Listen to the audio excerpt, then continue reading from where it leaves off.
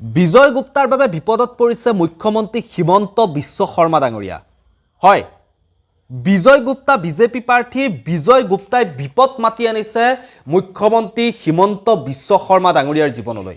কিহৰ কাৰণে মই কথাখিনি কৈছো, আপোনালোকে ভিডিঅটো শেষলৈকে চাওক। শেষলৈকে চালে আপোনালোকে মূল কথাখিনি বুজিব পাৰিব আচলতে কিহৰ কাৰণে মই হিমন্ত বিশ্ব শৰ্মাৰ জীৱনলৈ, তেওঁৰ কেৰিয়াৰলৈ বিপদ মাতি আনিছে এইজন বিজয় গুপ্তাই।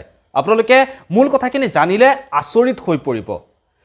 যিজন হিমন্ত বিশ্ব শৰ্মাই প্ৰতিটো সময়তে অসমৰ জাতি মাটি ভেটি ৰক্ষাৰ কথা কয়, বহিৰাগতৰ কথা শুনিলেই জাঙুৰ খাই উঠে, সেইজন হিমন্ত বিশ্ব শৰ্মাই চেণ্ট্ৰেল গুৱাহাটীৰ সেই ঠাইত এনেকুৱা কোনো মানুহ উপযুক্ত প্ৰাৰ্থী বিচাৰিয়েই নাপালে নেকি টিকট দিবৰ কাৰণে, যে এজন অনা অসমীয়া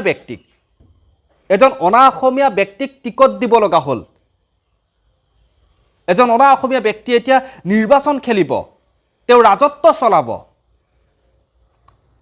এটা সময়ত এজন অনা অসমীয়া ব্যক্তিক টিকট দিয়াৰ পিছত তেওঁ কি বিহু দেখুৱাইছে সেয়া আপোনালোকে সকলোৱে গম পায়। অশোক সিংহালৰ কথা কৈছোঁ, খোলাখুলিকৈ কৈছোঁ, অশোক সিংহালৰ কথাই মই কৈছোঁ।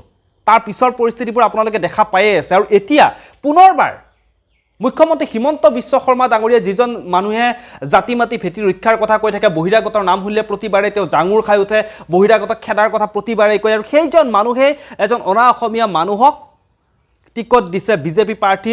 তেওঁ চেণ্ট্ৰেল গুৱাহাটীত বিজেপি প্ৰাৰ্থীৰ হিচাপত তেওঁক টিকট দিছে। আৰু এই কথাটোৱে কিন্তু হিমন্ত বিশ্ব শৰ্মাৰ যি তেওঁ জনপ্ৰিয়তা, যি তেওঁ কৰ্ম উদ্যমী এজন নেতা, হিমন্ত বিশ্ব শৰ্মাৰ বৰ্তমান বহু ভাল কাম কৰিছে। তাৰে মাজত কিছুমান বিতৰ্ক থাকে, সেইখিনি আমি ভালৰ লগতে বেয়াখিনিও ক'ব লাগিব, বেয়াখিনিও আঙুলিয়াই দিব লাগিব। কিন্তু যিখিনি ভাল কাম কৰিছে, ভাল কাম কৰাৰ কাৰণে সকলোৱে তেওঁক প্ৰশংসা কৰিছে। কিন্তু এনেবোৰ কামেই, বিজয় গুপ্তাৰ দৰে মানুহক টিকট দিয়া এনেবোৰ কামেই কিন্তু হিমন্ত বিশ্ব শৰ্মাৰ সেই ভাল কামবোৰকো কিন্তু মুচি দিবৰ কাৰণে বাৰে বাৰে চেষ্টা কৰে। একাংশ মানুহে কিন্তু হিমন্ত বিশ্ব শৰ্মাক বাৰে বাৰে তুলা ধনা দিয়াৰ চেষ্টা কৰিছে এনেবোৰ মানুহক টিকট দিয়াৰ কাৰণে। আজি বিজয় গুপ্তাই কয় যে তেওঁ 1925 চনতেই তেওঁৰ পিতৃ হেনো অসমত আহিছিল, তেওঁলোক অসমীয়া, মনে প্ৰাণে তেওঁলোক অসমীয়া, অসমৰ কাৰণে তেওঁ জীৱন দি দিব পাৰে, জান দি দিব পাৰে, এনেকুৱা ধৰণৰ কথাবোৰ বিজয় গুপ্তাই বাৰে বাৰে কয়। তেওঁ খিলঞ্জীয়া মানুহ বুলি কয়, কিন্তু মেইন গুৰিটো তেওঁলোকৰ কৰ? 1925 চনতে তেওঁৰ পিতৃ অসমত আহিছিল, তেওঁৰ আজি বয়স ইমানখিনি হৈ গ'ল বিজয় গুপ্তা, তথাপিও তেওঁৰ ভাষাখিনি আপুনি শুনিবচোন, তেওঁৰ ভাষাখিনিতে যেন লাগে সেইজন অসমীয়া ব্যক্তি বুলি। আজিলৈকে তেওঁ অসমীয়া জাতি কিমান সন্মান কৰে, অসমীয়া আইক নিজৰ আই বুলি ভাবে, অসমীয়া আইৰ কাৰণে জীৱন দি দিব পাৰে, কিন্তু তেওঁ অসমীয়া ভাষাখিনিকে শুদ্ধকৈ ক'ব নোৱাৰে। গতিকে এবাৰ ভাবি লওক, এইখিনিয়ে উপযুক্ত সময়। আৰু এনেবোৰ ঘটনাই কিন্তু, এনেবোৰ কথাই আমাৰ সন্মানীয় মুখ্যমন্ত্ৰী হিমন্ত বিশ্ব শৰ্মা ডাঙৰীয়াকো ক'ৰবাত সাঙুৰি লোৱা হয়।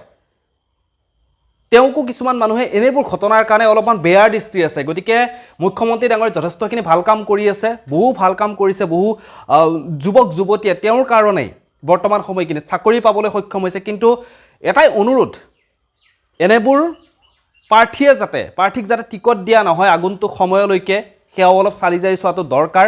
আৰু বাৰে বাৰে সকলোৱে আহ্বান জনাইছে, যদি আপুনি প্ৰকৃত এজন অসমীয়া বিজয় গুপ্তাৰ দৰে মানুহক আপোনালোকে কেতিয়াও ভোট নিদিব, তাৰ বিপৰীতে যিজন প্ৰাৰ্থী আছে তেওঁকে আপোনালোকে ভোট দি জয়যুক্ত কৰক, সেয়া যি দলৰে নহওক কিয়। কিন্তু বিজয় গুপ্তাৰ দৰে মানুহক যদি ভোট দি জয়যুক্ত কৰায়, তেতিয়াহ'লে ক'ৰবাত অসমীয়া ভাষাখিনি কওঁতেই 10 বাৰ ভাবিব লগা হ'ব পাৰে।